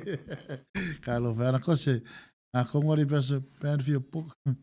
Nothing fia poko. Ia. Tale le ia, you know, ele fa pe o kako o le loko mo kako I lo se mea nga fa pela ia, ai, ele ia le ile poto. O le fa fia poko, ko fia poko. Ia, au fai mai le kua, kakalo, I kei mo fa fika o kakalo. O le sai, ke la upu le ono sai. E lua upu ngai kakongo le mea nga. A fai mai le kua kakalo, ongo sai. O le ono ma le sai. O ongo. Ongo, o le sai. Wala kai me ke sai ai. O mea manga kangu re fia kausanga. E koe malanga uma mai ale sa e lua se furu. Ai le lenga. Lisila e whaafitau li mwhainga ka inga mai le file mua le koe a kako. Au ku ia mo le ke poko change your agenda. Ie, whailau neipa. Change your agenda nga oe o le fia poko. Koe kakala I kiki mai I lungo le poko. A ua le fia poko. Ie, tatou, wawa aire ilka maloa. Ai onga o le maua lunga fo I o lona tūlanga I ai a. Ia pēna utala noa ia te oe, peke pere skenge, pe ke CEO, o lava ngisi pe ke COO, o lava supervisor o mangi mea o ngake iloa o ngau wha mangui ai oe. Ia, lau karango ia ki oe. O wakisonga kukure mea ngā a manga o lo a whatu le tua ia te me whai. Ia i lo ngofoa. Ia i ese lo kuinga. Ave ese lau ia. Ave ese lau pare fuyongo. Ave ese lau whalangi o le makainga pe fōringa sine. Kulo makai lo le akua. E kako o mai ngaruenga le akua. E ko kusa o makako ngaruenga le akua. A kako o mai le akua. E tutusa o matatau. Ioi, pe whaiwhe au pe au. Lai e ko kusa o makako. Ai sea. Nā o le tuana whaia tātou. Ia nei e fiafi. Pai angalo na mua nāla tātou mtaupu. Ia se kase pese. Ia on kako waku le vai angalo ngalua. Se kako e sa ili. O le ala vai angalo ngalua. Laua ia ilma mo le tangata fia poto. Fia malo lo. Ai fia poko. Bad agenda. Ia koe a tiasla i kiki ha. Koe a tiasla i kiki lau agenda. Se ia whamanguia le koe a vaku le file mua le tua. E le peone ia vatu. E le peone file mua e peonga vaku le larolangi. A o longa file mua. Na vatu e le tua ia te oe. Pe mai po awhinga ka. Ia file mua le kua. Pe whalana utala no se te muma vai. A wale o longa i whawhika uri e sawa kuloa walu ke lelo ulu i nisi tūlanga. Ia ai ki whaangalo i lo watua. O le ae ngofo alo watua whai mai. Ka lo whai sa uakari i le la. Ka lo whai sa uafafingi le la. La e ngal ka mo e i fo yo. Ka mo i fo su e vai i fo yo. Ka mo i fo su e pepa i fo yo. Ka mo i fo si o masimo i fo yo. A lau ke ngofo o wau o yova i rai. God is our provider. La e sa vali fo e wale mfile mure loko fe mele kua. I am Jehovah Shalom. Wau o yele file mu. Ioe. La ua halua. La ua halua le pisi. Ala ku wa kwa le ku ma fa ya ka lo fa se wa kali ile la o le ke mi sa wa moe wa vai le ai se loko e fa ka ye ile ku a wa pisi me uma ka lu wai ngai me o fa penana pupu e o tato loto ele anga la penga ala me te mana e fa ya tu ye to give God your problems and he will give you his peace lo fa ngiela tu vanga lua ma la ta masta tu pese ya la ti tunin mai ya le ngata ile fa mole lava o mi fa lu ka ko share e vingi se lo tato vaanga pe na yai yo te ni so to na wa o le alo ia tu la wa ngalo atu to ko meni ya wa e fo si vave fo yo mako computer la wa yai ya ai ta tonu lava la e tele la wingo la ya malaka pese nga kwa vatu please ya le au de pese skenyo e fio nga ya ohana matautia ala i nga fa mai vai ya te isu ya tu polar pese ohana le fa mai le ti le i fa mon mole le ta fa ilo mai ya le tu a song request please pastor ya le fo ye request me ana kose i ya le wa umana i kose la ya tose ya malola va pixista le la luaku lau pese pe yonga e pata sangaina ne fiafi ya viele tua va mo mo na ta tsum taupu tai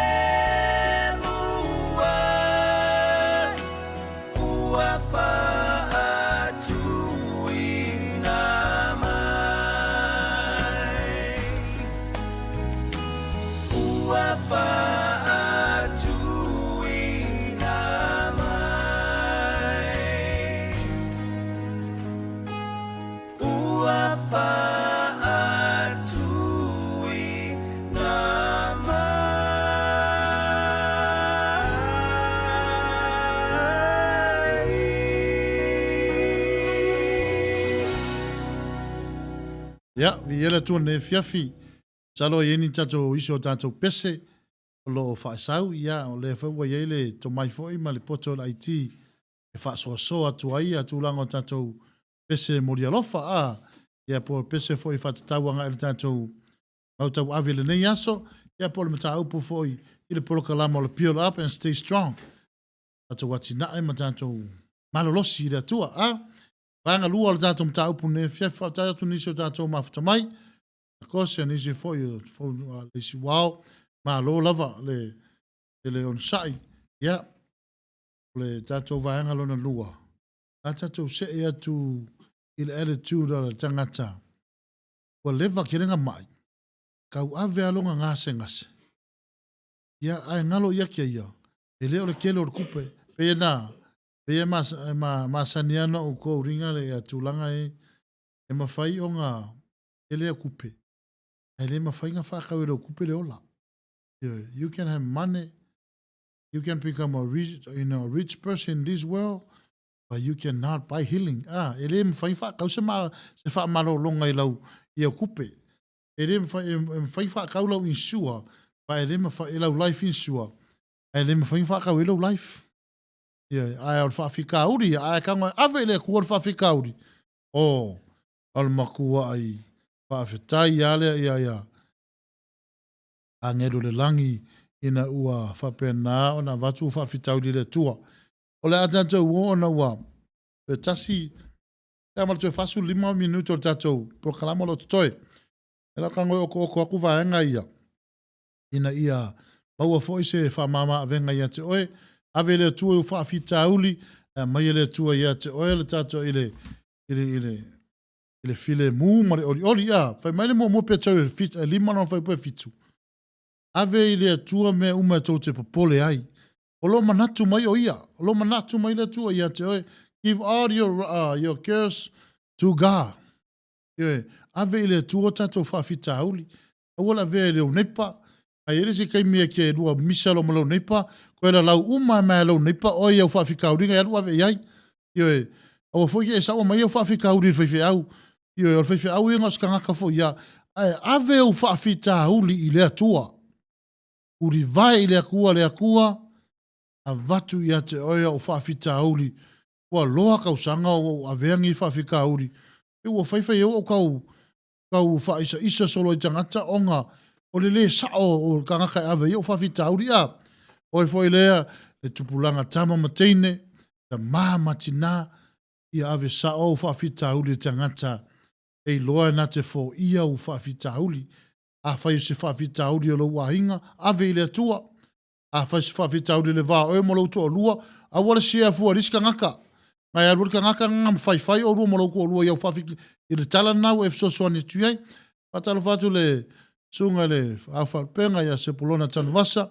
Ia maole tai fo ili nei, ia po le tai fo ili si ufonga le tai au fau. Radio Samoa, sunga ia se polona tanwasa li. Ia leo mafuta mai ia fatalo fatu. Nei vaenga o le afiafi i le tautua le tato si ufonga le tai for Radio Samoa i Long Beach e le ngata i leo le California nei ia e tu sao tu lava nei i fasala launga i o maota malawa ia o fefo le mea lo o vai eisa u ngā se senga nei aso po se whamalu stino ia o te taritonu a vea le upu o le tua po le longolongo atu pua ia te oe nei aso i mawhai ei o na maua se whaamama a venga e tusa yo le nei aso. O nei na whai matu ngā luenga i oe mea tau a Sherman Oaks. E lau tau na share ia te oe. Alua na o ngā luenga lea ua plane 5 aso a mata la songa fu. Ia e pule lava le a inga le teimi whape mai e la amalo lo ma le teimi ia a pole alsa o sao al matu ngā lue. Ia a whai mai alka maa loa ma le fine ka ofi ngā mako malolori e pea ma le se fulu lima se fulu mi unke pa koe fai a le mana fo e mai le pis le o ave lunga fonga fa le lua koe manga e mai lalo ya koe mako koe a mai lalo yo e mo meonga luenga ke kele ia tūlanga o Seleni kongol kompangi ia o neila ta matu ngalu lue o fa matu ai sa vaia le ngase o se tasi fo yo o uso fo i matu nisi fo yo tua inga fo i latino sa matu ngalu lue ia tama nofo pe ia maua si kama le lopo se food poison po se flu stomach flu tama le lomi lona manava o fa koe wa mai so ke me se alo fe wang livolo o ai masalo ana tolo kolo se upera si uso e alo il fale o lau te mana fa so tu atu el men nei wa o ana wele fale atala no ma se uto ai mato tele ia o tele i tau nu le fale ai ala au mele posi o company nei le owner company o company no mai le mato posi me polar me okupu pe e tar ka malo onga ai wa fili le customer le na mato fere nga luenga pa pe o le nga yer ka ma yo mako fere luenga mako wa ko fere luenga lo fa o milion era mako e fai kala ko hala falo hala ki hala mako fa mai marka la pule ele kama nga lenga mau lenga mai ave yela ngumela vili mai I want to know ala me nga ku winga ayokula Saulo le fale o tala noa loi i se uto lua. Pai kakakalo i le kua a foi lava ia tūlanga o eo. O meo lo iai ia. Le kua lava i le koko e whapena o na pai iai o na sausawina ma pui le ola. Wa loa o fai maingar ka maloa. Pero ava pea wa mau ava pea ino se kala va pe ke ua in case car for pid ili se me tupustama ngo ingo oko umai ngai ko ka vale lan ko oi e ko wo ya ai ke lo e ma fen ma ka lo mo to lu sa foi de in studio fa kus ka mo samuel ngo vai o ka vai man ma ngol sam sa wi ka kalo mai mo la o show so ke ya du fa o mo la po kalam io manga mi malanga o le kua. E kua lo sa ili mai le kua kanga lo pena ona tumara. Ya, oni ya te ia. Ie nara fiafi. I wianga vai ki ngonga lua. A whaafe kai ia i le kua. Tosu le fitu tai au. A wa mai ngeanga luenga ua. Tangele a i le fiku. Ia tuli mai lola o taimi nei ia taile sunga. Lala keminge. Kai ia i le kua. Ila na wha longa. Ilo uru e o i o kui. O fio vai.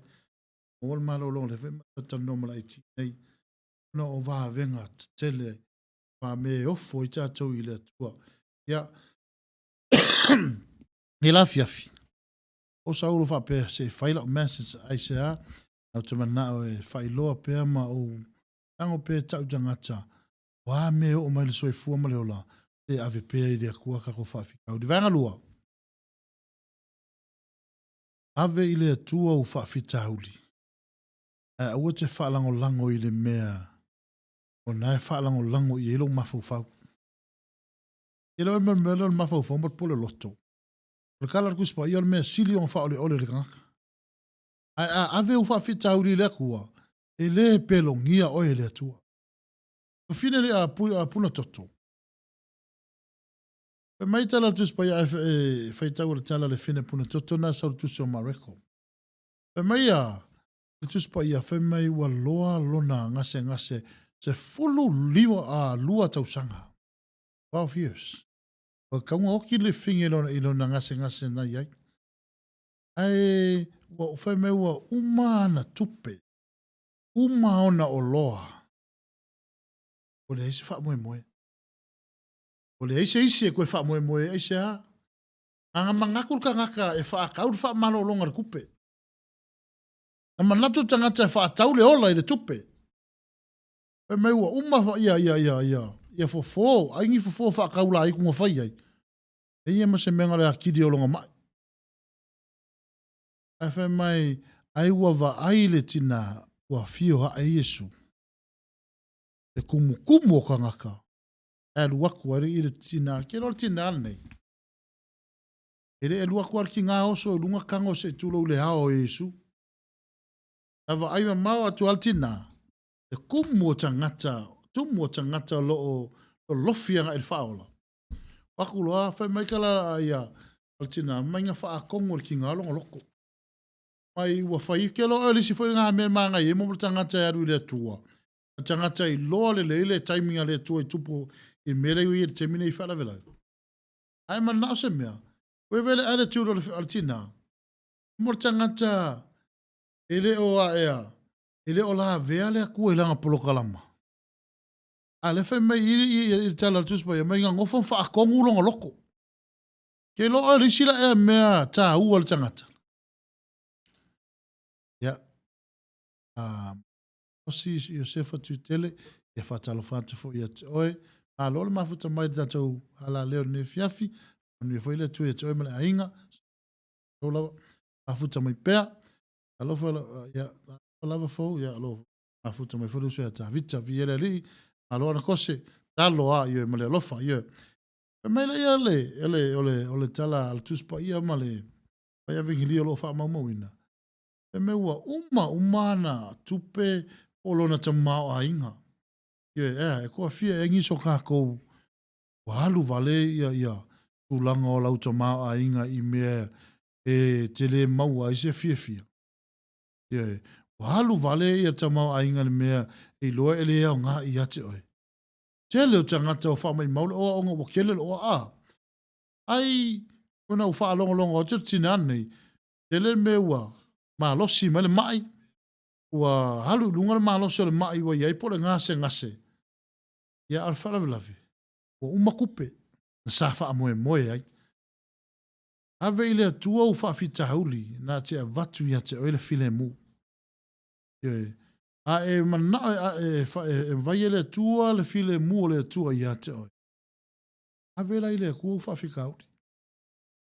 E ere tūle ngā numla whawhinge. Ua mangaku o le whawhinge. A ke whakaua le meangi o le whamalolonga. E le whakaua le whamalolonga le tua whamole. E le whataua le whamalolonga le tua. O le whamalolonga le tua o le mea lofa. E fōa i fua le tua mo i tātou. Mai tala tuspa ia, ai mana o te malolo.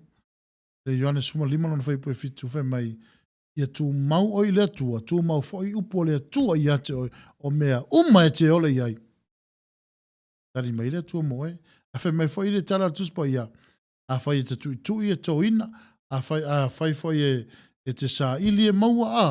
Sā ili ma su e mai. A e tanga tui. Ia. Pape nā lava o nā. Mai e le tua ia te o se tali file mu. Precious Falenga te ia praise God. Whaftai lava Precious Falenga. A lol mafuta mai e ne fiafi. Sia ua manui foi oe. Mala inga na foi tuar ke lope. Tari was ma ia. Whaftai lava le mafuta mai. Ole. Ena lewa tupultina. Umal tupe. Umal ta mau a inga. Palave. Wakau whaifo lava le malos. Al mga ia la isiki ngā lea. E uia nga mimika ia nga kupe mo nga oloa. Ai whawhikai ki ngā ngai loa ki ngā lona loto. Mali meo lei iai. E le pei o kankangi o ngā mangu. E fia malo loa e mga o e savali mai le kupu ia ke ia whae o ngā lima. Ue wha mamora kakaka a. Mga e maua me whai ngofi. Ai wha meri whawhine. O le whātou nunga leo lea nganga o le whawhinge. Kia lo ofa risi ngā mea kākou fu i Samoa. Mali tatu atu nuu. Sa o le lei ana kose. Sa o le lei ana kose. Nilse prayer mola o oki. Ia o le lei o hana. Fe mai ia. Fe mai le whawhine. Loto. La e le whapea me o whamea loko. Le lau kango e paraphrase. Ia o kala lo ma le whinge mai. Loto. Pau wale me o ke malolo iau. O lo ualu i tu pao ofo Yesu. Ke lo o e whapena le soifuanga lo i tātou. Ke lo e o la awala o runga o lalo. O le ala i le pule kau kua. Palpala mai lalo. Palpala o tātou tuli. Palpala i lalo le kau kua inga o makai o le ainga. Kau kua inga o whaife au. E o ofo i lau kaimi. E mai fo e a oi mai le kua mai le meanga e palpala hai. Pa angofo e le kua i lunga le mangui o le kua. Mana fine. A o whaifo e lau loko e marolo. Afrika ia uri ki ngā e uia na mimita le telo na tupele i marolo ai. Aua koe whe liu longa mawhauwhau. Le o mawasonga file mu ia mea.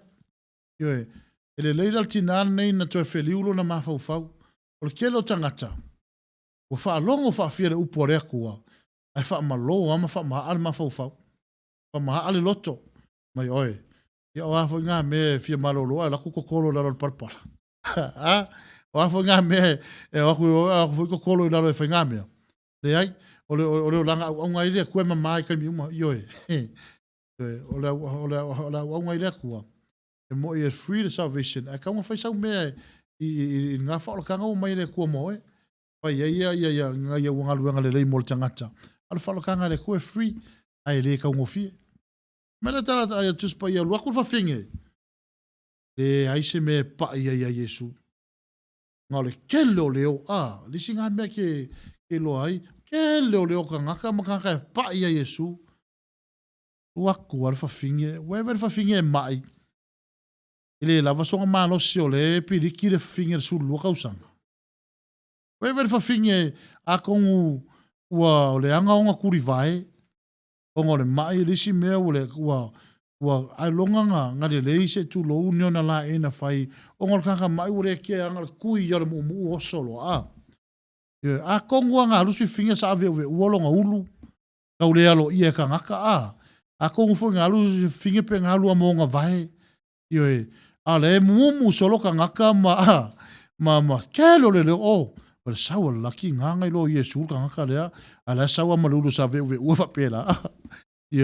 Risi mea fa mai. Vai le sau ki ngā. Vai ofu e sau se masa e sai. A fa mai Yesu. Oko uma e mawhakia ia venga. Ai o au ke mano e mano loa i oko. Ngā le fo mai mo le kangaka mai ere o le kangaka mano lo. Alu alfa finge nge ua ku alfa finge. Ku alfa finge. O ke mano loa. Ke mano loa. Lisi fai we e nofo mai nei aso ma. E alala ilo ma oten ne fiafi. O yese fafi ka uri yake o e lunga. Pe eiso mai i le taimin nei pe eise meo ti ngā o lo tino. Fai nga e kanga ko mengi me la ti ngal men nei ti ngal men da. A le laka ko apalai le fa ko i le kua. E fa malo lo e le kua. My God is able. E ma fai e le kua fa malo lo e. A fai e le pole nei. A le o tae ao. E pule le kua le kaimi o langa fa malo longa. A fa malo lo e le kua. A fai o so uru ti ngā. O na fai le la fatul vanga muri nei. Ai ku yelo rima menga ki ngā lo kingo. E le whapeo whakua o se kua. Ai whai mai ka larku spaia. Whai mai a whai te tare tonu o lea tua o lo whaola. Whai mai e wha maongi o ia. E whai are mea ke mga o iei. Pei whala nei e ne fiafi. Ka kua lea wa ai rea kua. Ai whai mai ka larku spaia amu ia e loko mama. Pau anga kaka e wa ai akwa la ngofo. La e nofo mai le tua lo nofo ari. E le o mata. O mato le anganga. E whai mai amu ia la kaka mamale loko. Aki sila fia ale akua. A whai o naite ia le taimi nei pe ti ngase whaenga o lo tino. O na la fiafi nei o la fiafi o la avi o whaafita hauli le tu. A mai le kua longa file mu mongi aki oi. A whai o enga ke mai suka. O enga ke koko mawalunga. O enga e wha mamalo koko. O enga lo iei nisi hepatitis B. O lava ni whaafita hauli. A whai nei po le whanau longo mo le tangata o le ua a fia ngase nei o le COVID-19. E sili aku le whamalo longa le tua i lo le mea ngai ua e mangaku iai le kaimina ngai. Ngā le whamalo longa le akua e le fefe se mai. E le fefe se maunga. E le fefe se whawhitauli. E le fefe se whamakau mo i o le kangaka. Ngā le fina ngalo le akua e sao lelea. Ia sa o lele ar fina ngalo le kua. O a foi langi mai o lo kako yer kai min ngai. Wa lo tau sanga e ka avea.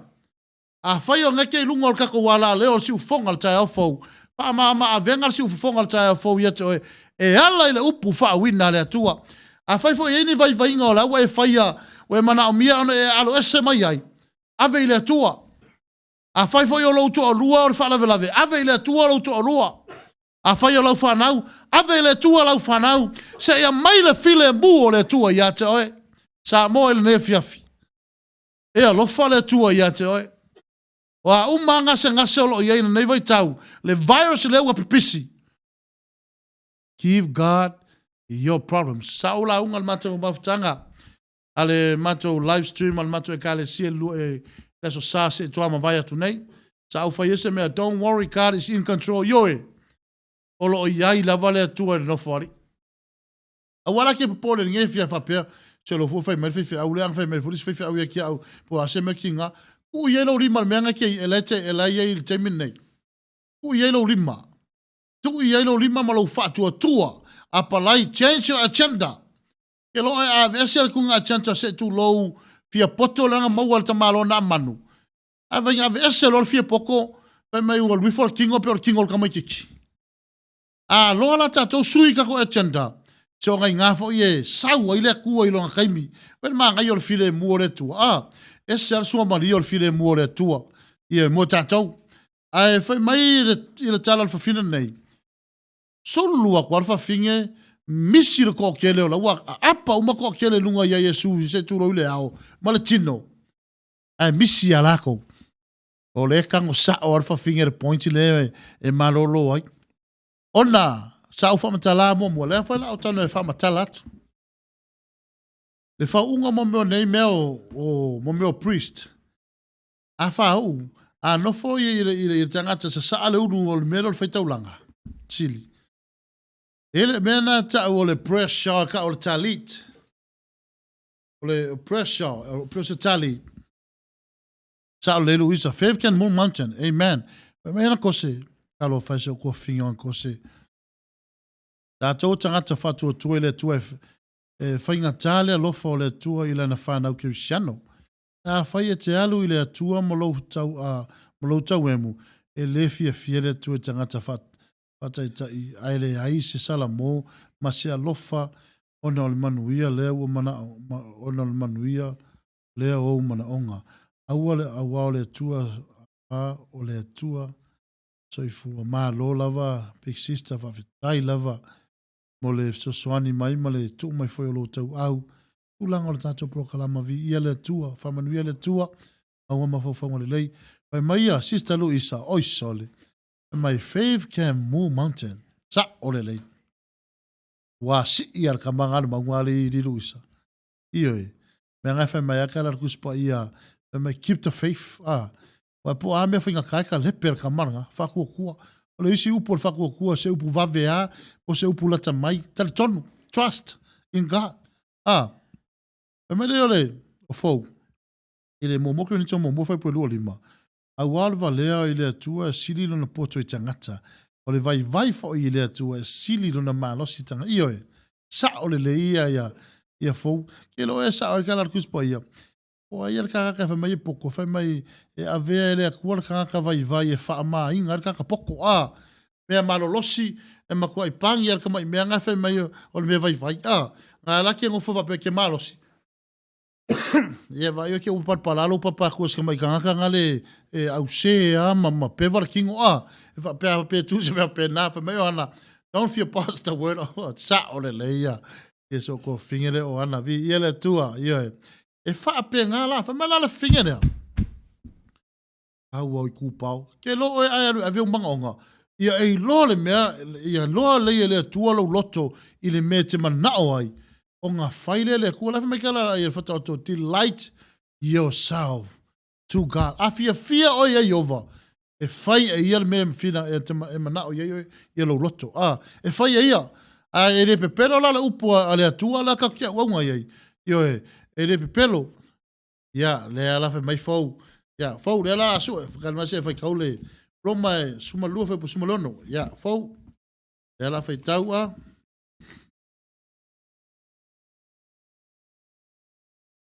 Ya, lela ato fe pu suma lua ma ngai le fe pu suma lua le tano metina ya. Oh.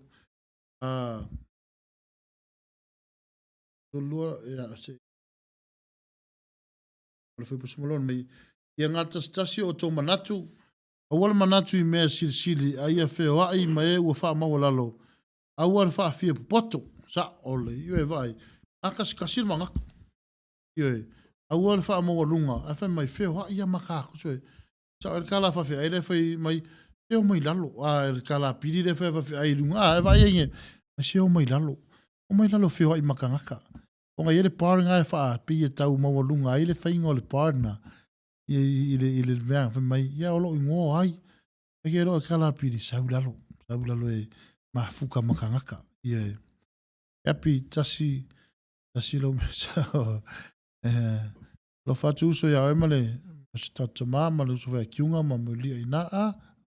Ma lele tu ya mo per malo se tata ma. Ia e me lo kala ia fa finge. O ke pai loa I le kupa ofo Yesu o malo lolo. Ua kuar fa finge paasire kele o leo, paasire kele o kangaka o lo o tamo moe ngama pipi aku ya Yesu. Ala kua kau le kupa ofo Yesu. Lela ofso sonia te en mennei. O le tele ia o tangata e apala ia tūlanga lea ma ien mennei. O la me ua malolo ilfa fine le tūpau. O ke sira fia o na wha u mo me o le whaitaulanga. E sa saal sua ule ulu.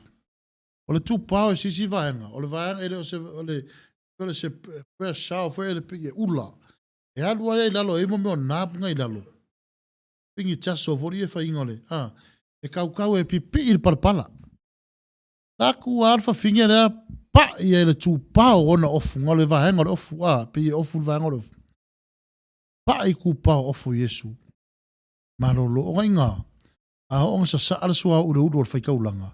E wha merkus pa ia e tafe I fo I le ua. I le ulu o arona. E o I le ua ona ofu. E kafe. E le wha apea mai la. Ua pa ule ele sua ua. Nga kafe I fo le ia rufua I le tūpau. Se e fo inga. Lua kuala sua u ngofo mai ngai na. Mo meo ngongoanga. Tūpau la ngala e maua inga. Nga maua sua hau. Iwe, ia I lole lei, ai po fian mea ngai mawele sua u mar wha unga le tua moe. A kongwa ngai ke fasiri wape o runga, wai ora kūpao ofo Yesu ngai mawele wha unga. Ngai mawele wha malo longo le aleaka. O le awala o lunga, o lalo. O le awala o lunga, kokolo. Kero alfa fi au loang au tale tonu, ma o wha akusa ingan menei. O le whawhinge, ke longa mo koe so solo o le mga awa makuri vai. Ngai whai mei wale se awa ngoa, pa wale o le mewai o lalo vai. Ia aipenga aluaku ska ngaka se whawhinge, kūle I le limo se whawhinge, solo I whale isi pa kua o le whawhinge, pe kūi longa uru, pe kiki mai ai lea si whinge, ala solo I whale lalo vai. La lau I se meo lo I ate o ene vai tau. Ue e whakau wa aema e amur ngaka ngaka. We whakau wa e ma amu ngaka me ngai whai. Waianga mua. Ai fia malolo ave le tua whawhikauri a wafia poko lua. Ave le tua whawhitauri. Ma ia e loa le lei. E le o kupe whakaua le akua. E le whakaua le akua ngi kupe. E le whakaua ngi whamalolonga ngi kupe. Le ai o tātou. Kako ke malolo I le tua malona alofa ia I tātou.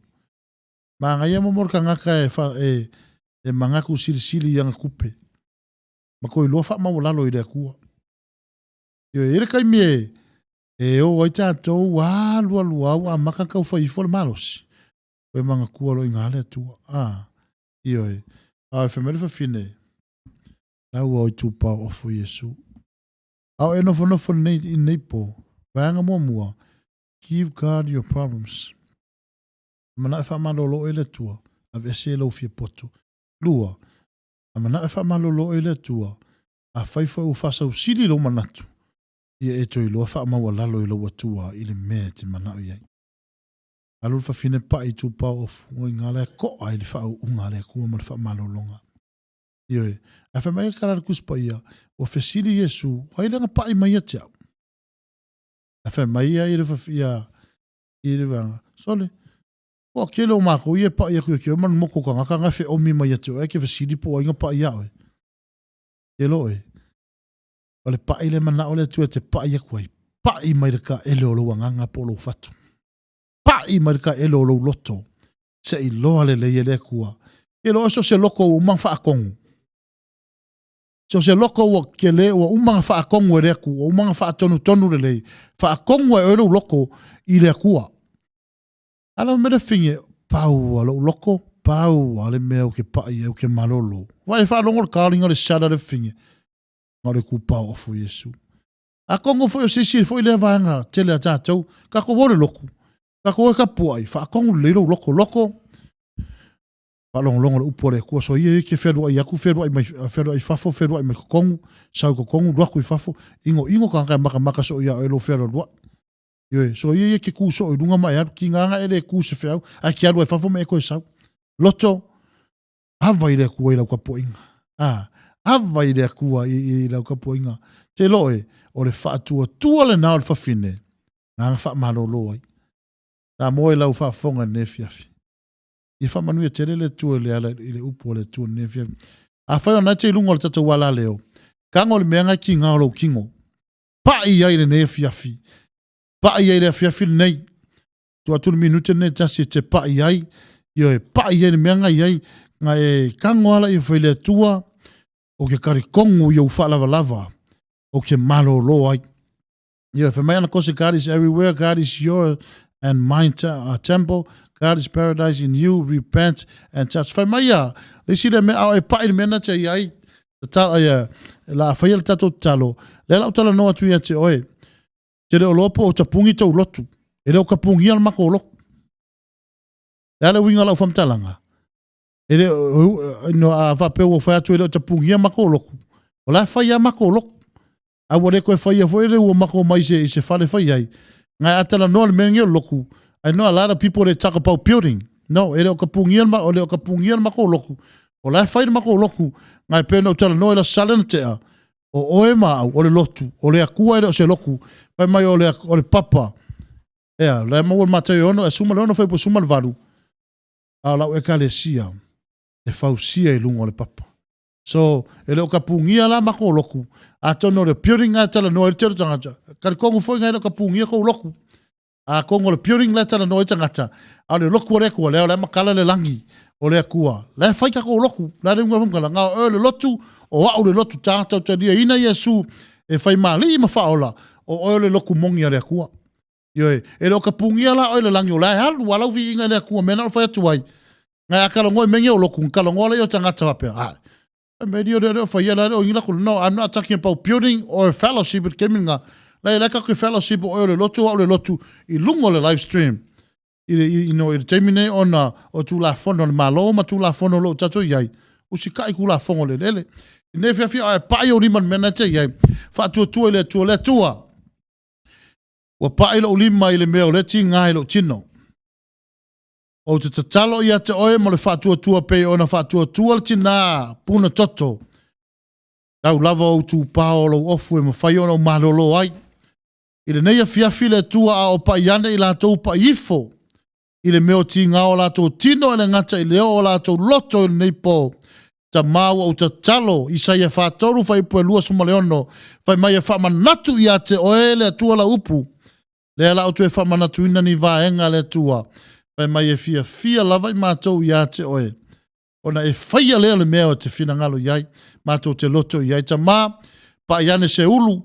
O se tu tino fa penaona lato pa ele nei po ai le ngata I le ata ma a faifa u falo lo mai ni se wa fia le ngase o le coronavirus ta ma lau fa malo longa e le ma vai upo le ola I fa tu ele nei po ka lepe o e fa fita uli I mato uma ai a mai le file mu o ele nei po ai ese tasi e mau le mai suka loto ma toto ma walunga po nisi lava fa fita uli le tu o le tino le nei po o la wa fio e malo lo ai le ie o te talo I la fa unga le tua o fa lava Mātou te malolo ai, ona o lau lava suafa Yesu, umai le nei mafutanga, po la upu whau ule nei po, o ia tu le vi inga ia te o nei ma whaavavau e whaavavau lava. Amene ma amene.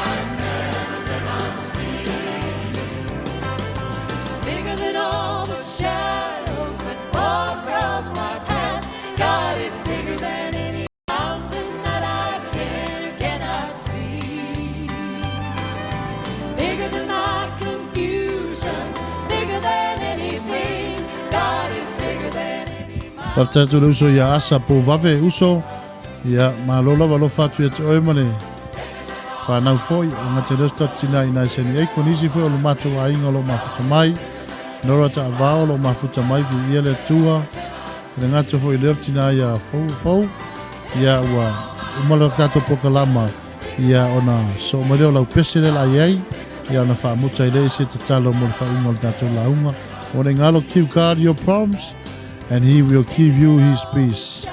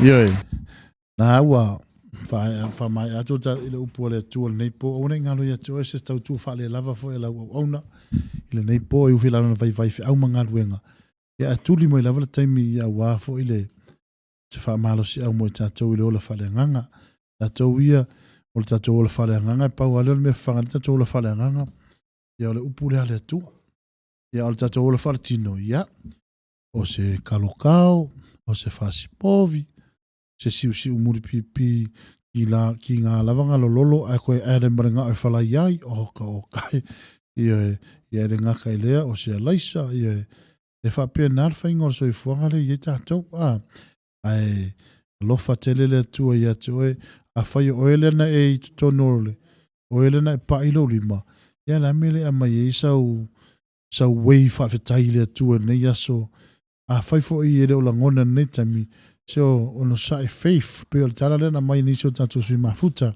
have faith fai le tua mo e te mi le la vatu se tala o e te lo te miti nga vai pe o whainga ruenga au te whawhitai le tua te kangwa fai le tua whawhitai lau wha malolonga I claim his healing power over me ia te au fai le tua me sili e manui ai awangi i kako wolo whapea o malosi kako kingo kwa kako whawhikai le i rea kua no pe le malosi pe whawhikai pe i le tua whai le tua me sili mo oe manui fo i le tua ia te o i lau tau tua i le ngata i lea o me mana o yo tatou loto sa mo mala tano pele ne fiafi a fai fo ese senga ngana ua sala po se pati fo i wale tau to mali i lau whaafonga anga le nei po ia e poto la tau tai e se selo na atu iama. Ia e taritonu fo isa moe matua atu ina ia te oe. A whaifa ua, wai se upule nei po e le tusa i lo fina ngalo. Pau e le tauta mali i lo fina ngalo e ala i la launga ina upo le atua. Ia o te taritonu ia te oe, le lau tala noa te fo ia te oe. Ia malia ia lo fina ngalo. Ua ufato ese atu iso se isa utala noa atu.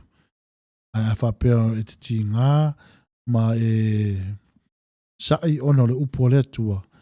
Le aila e le whato ese le upo le atua ia te oe. Na e le whato ese le atua ia te oe le o tātou tātou whato ese i le atua. Pe a whapea e ti ngā ona le watunga le upo le atua i lo soifua molo ne yola. A ne fiafi, ia ianga le leile atua ia te oe. O a inga i nei tu e whao la langi nisi wha u whapenana. Ona e lunga le tātou wala leo ia. Na o le atua lawe sira fia whamanuia ia te oe ala i fo e lau whalongolongo nei po. A ne fiafi, o la ataina atu le peser tina ia fau. Ia ona fo i mai lea. Ia masalo naua umalata atu. Ia o la awhai ue fo i malata atu poloka lama. O la ufaya se te talo. Ia e whai ue i tātou poloka lama i le nei po. I o valo mātou ta mā. E selo matau tia. E selo wanga le leia te mātou. E wila vana mātou se so o i telo taimi ma sala le mātou sa vali. E le o li ua ailo wanga le lei malo alofa ia te mātou i mea sili sili. E ui ana mātou se le tua ma mātou foi ia. Ai le o e tau fia le mana vaola i o mātou tangata.